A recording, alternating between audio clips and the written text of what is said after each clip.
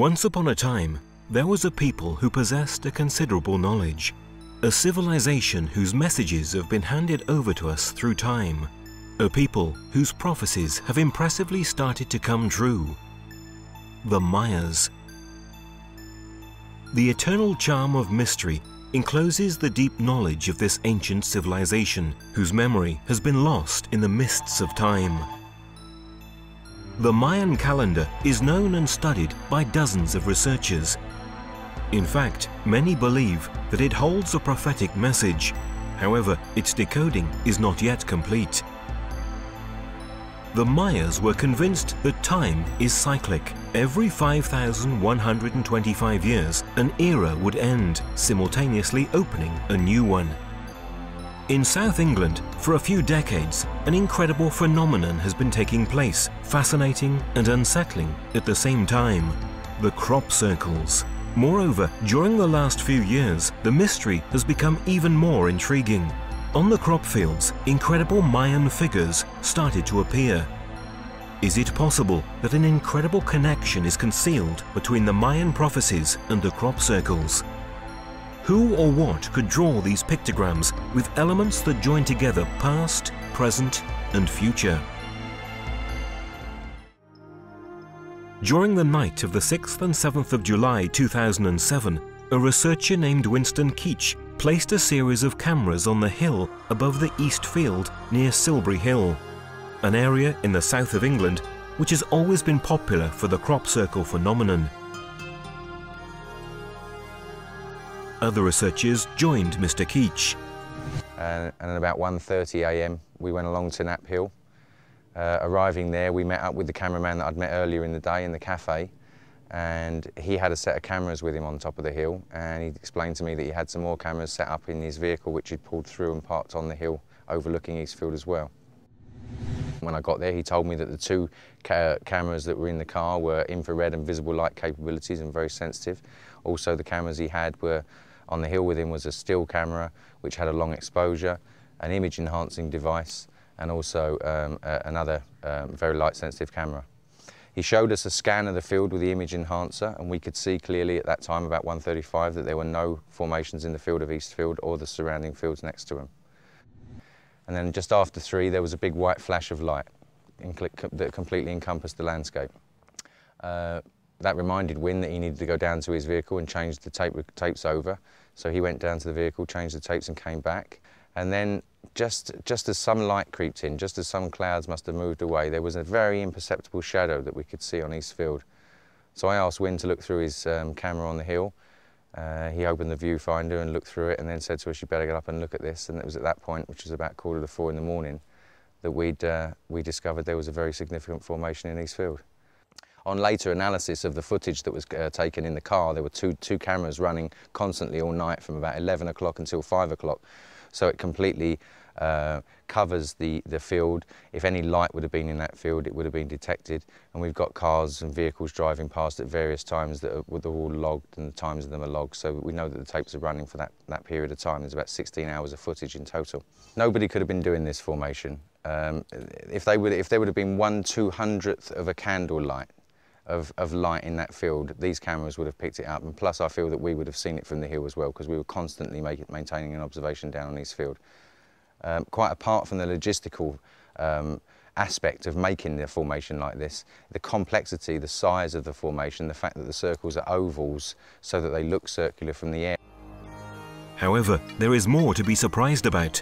When they watched the recorded tapes, Gary King and the others realized that the cameras had caught the beam of light that reminded Wynne to change the tape. When we analysed those tapes, we found that the first visible signs of the formation through the lenses of those cameras was actually at 3:20 a.m, and that the light flash that was picked up on the end of the first tape registered for 3.5 milliseconds as an EM pulse, which is very similar to a bolt of lightning.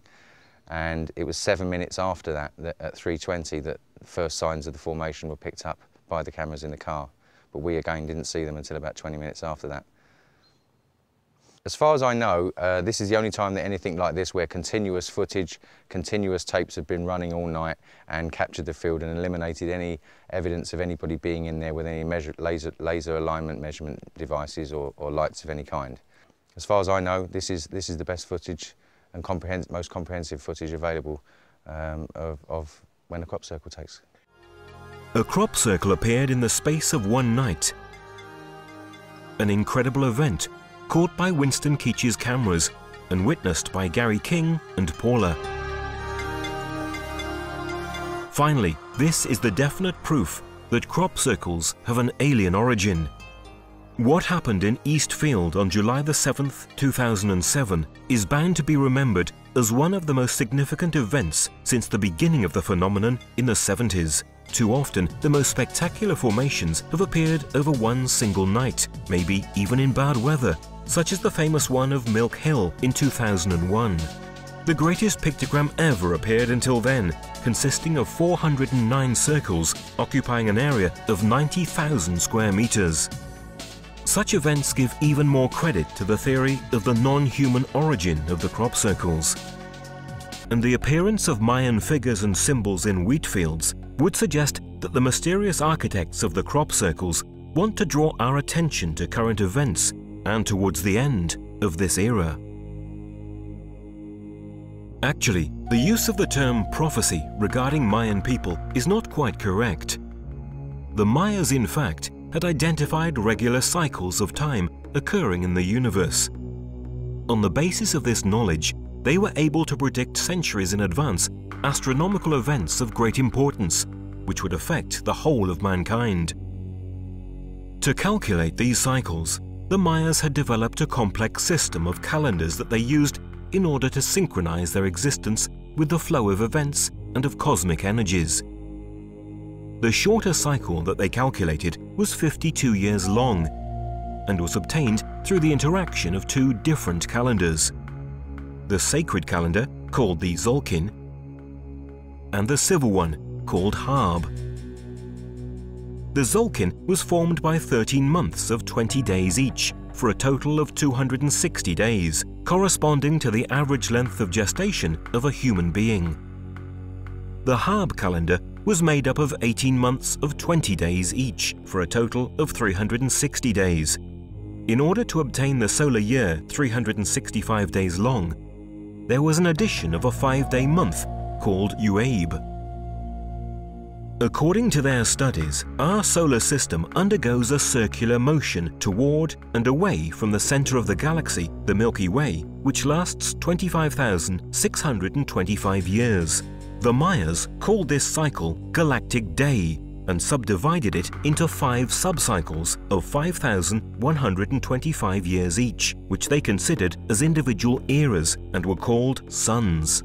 At the end of each sun, they presumed that a strong energy flow would be generated from the center of the galaxy, causing a strong and unusual solar activity associated with global catastrophes. In fact, in 1997, the SOHO spacecraft detected an energy flow from the center of the galaxy, and a few years later, the Sun entered a very strong activity cycle. This gave scientific support to what had been anticipated by the Mayas. Also, the Mayan forecast regarding the energy coming from the center of the galaxy appeared in a crop circle on July the 13th, 1996 in West Kennet. The figure shows the Mayan symbol Hunab Ku, which represents the galactic center. You can clearly see rays coming out of its perimeter. Next to Hunab Ku, there are the crescent moon and a comet. How is this connection possible between the Mayan prophecies and the crop circles? The Mayas remembered that already 4 suns, namely 4 cycles of 5,125 years each, had elapsed since the beginning of the Great Cycle or Galactic Day. Thus, according to their calculations, we are now at the end of the era of the 5th sun, which began on August the 13th, 3114 BC and will end on December the 21st, 2012. During this period, the Mayas predicted new upheavals on our planet and a great spiritual renewal in humans. The survivors would have started a new golden age. a change that, according to some researchers, has already begun. On the 13th of August 2000, near the Chilbolton Military Radio Telescope, appeared a beautiful crop circle that could not be deciphered. Its proximity to an installation supervised 24 hours a day makes it difficult, if not impossible, to think about a human origin. Its explanation arrived unexpectedly the year after. In fact, in the same field, on August 14, 2001, a new pictogram appeared. This time, however, it was not the usual symbol. This is in fact a face with clear humanoid features, designed with the same technique used for the old black and white photos of newspapers. A set of points where the difference of width and distance between them creates the image. A technique never seen before in crop circles. By applying a graphic filter on the photo, more details become clear. Just 5 days later, on August the 19th, a few dozen meters away from the alien face, an even more shocking figure appeared. It seemed the reply to the binary code message transmitted by the Arecibo radio telescope in 1974. It was right in that year, in fact, that Frank Drake, scientist and director of Arecibo at the time, together with the famous astronomer Carl Sagan, tried to communicate with a group of stars identified as M13. It sent out a message of introduction of mankind to a hypothetical alien civilization, indicating data on our numerical system, on the basic atoms of terrestrial life, on the structure of human DNA, and of our solar system with the Earth's relative position. They also included data relative to the Arecibo radio telescope. According to calculations, the message should have taken 25,000 years to reach its destination, and the same again to receive a reply. A really long time, let alone the fact that no one could tell whether that group of stars really hosted a supposed alien civilization. These circumstances make even more startling the appearance of the Chilbolton pictogram. Is it possible that someone received our message and replied to it much earlier than expected? We have the same numerical system with 0 and 1. Therefore, the answers are universal. The basic atoms of life are the same, but in their body there is also silicon. Then, where the chemistry of DNA is mentioned, we also notice the fact that all the components of our DNA are clearly identical to theirs. This shows that we come from the same universal principle.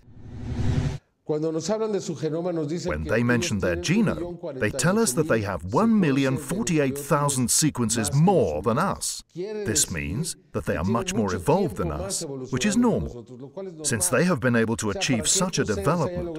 To prepare a similar message, they ought to have a greater evolution. Then they provide other details, telling us that they live in 2 planets and 4 moons, namely in 6 different worlds.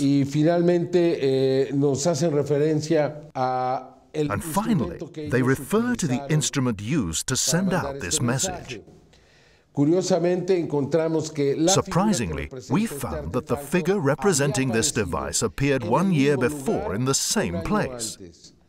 Thus, they notified that in the same place they would have given a new message. The way in which these beings speak to us needs to be carefully interpreted. The elements involved in the Chilbolton pictograms are astonishing. Is this really the reply of an alien civilization? Is it fake or real? The Mayan Dresden Code announces that, starting from the 1991 eclipse, it has begun a process that will lead humanity to the encounter with the Lords of the Stars. Are these events part of it? We could still carry on describing further data and symbols related to the knowledge and prophecies of the Mayas, which have appeared in the extraordinary English crop circles. Could the Mayas really predict future events? Do these warnings have a real foundation? Now, even scientists confirm that the Earth is a living entity, a complex organism. The message coming from the ancient Mayas and modern crop circles appears to be the same. A change of conscience is absolutely necessary, as never before in human history. A message of warning and hope coming from a past whose importance is hardly being recognized. And this is what the creators of the pictograms did. Whether human or alien, they amplified the message coming from the cultures of the past, such as the Mayas, through a fascinating symbolism beautifully engraved on the wheat fields of England.